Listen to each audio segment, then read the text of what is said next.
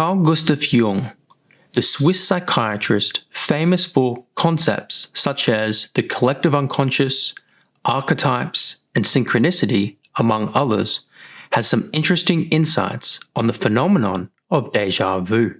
Déjà vu, a phenomenon in our modern times perceived as a glitch in the matrix, was perceived by Carl Jung as an indication of pre-cognition and foreknowledge, as found in dreams.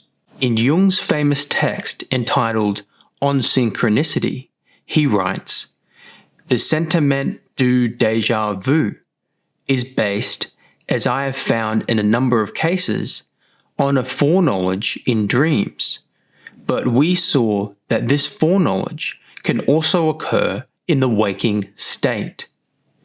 In this statement by Jung, we can see that he believed that dreams can consist of content that contains foreknowledge, that is, knowledge of the future.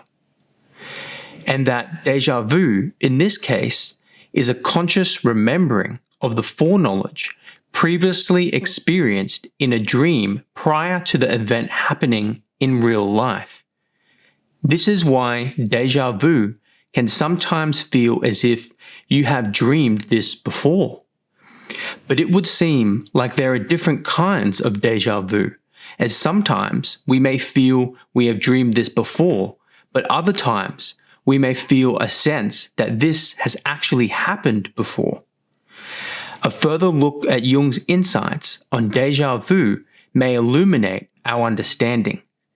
In Jung's famous text, Answer to Job, he writes, "As always, when an external event touches on some unconscious knowledge, this knowledge can reach consciousness. The event is recognized as a déjà vu, and one remembers a pre-existent knowledge about it." We can see from this that Jung sees déjà vu as a point of correspondence between the external event and the unconscious knowledge. This points to the synchronicity of the unconscious knowledge with the consciously lived experience. So it is as if we are living out a pre-existing narrative structure, previously unconscious, now conscious as a kind of destiny or pathway. This experience was highlighted in Jung's recount in Africa, where he writes, "I was enchanted by this sight. It was a picture of something utterly alien and outside my experience, but on the other hand, a most intense sentiment du déjà vu. I had the feeling that I had already experienced this moment and had always known this world which was separated from me only by distance in time. It was as if I were this moment returning to the land of my youth, and as if I knew that dark-skinned man who had been waiting for me for 5,000 years." This hints at Jung's insight that some aspects of the unconscious psyche are not governed by space and time, allowing for the possibility of a synchronicity between foreknowledge and lived experience.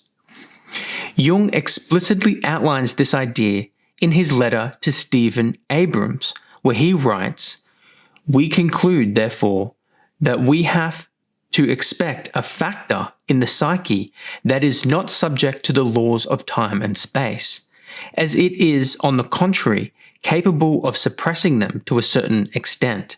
In other words, this factor is expected to manifest the qualities of time and spacelessness, i.e. eternity and ubiquity. Psychological experience knows of such a factor. It is what I call the archetype, which is ubiquitous in space and time, of course, relatively speaking." We can see here that Jung's idea of the archetype is what makes this timelessness and spacelessness possible, as archetypes have a narrative structure, a definite beginning, middle, and end, and if one knows the narrative at the beginning, they can know the end or vice versa. This is significant because it not only outlines Jung's ideas on how the archetype mediates foreknowledge, but it hints at the nature of archetypes and how they influence our lives.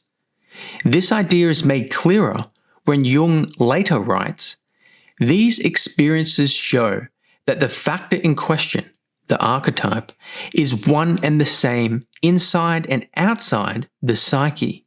Or in other words, there is no outside to the collective psyche. In our ordinary mind, we are in the worlds of time and space and within the separate individual psyche. In the state of the archetype, we are in the collective psyche, in a world system whose space-time categories are relatively or absolutely abolished."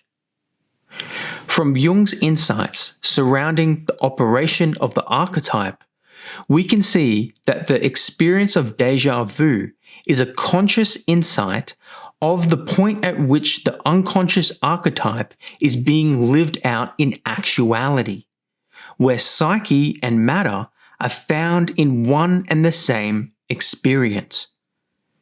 This opens up a radical understanding of the nature of the psyche and our experiences within it.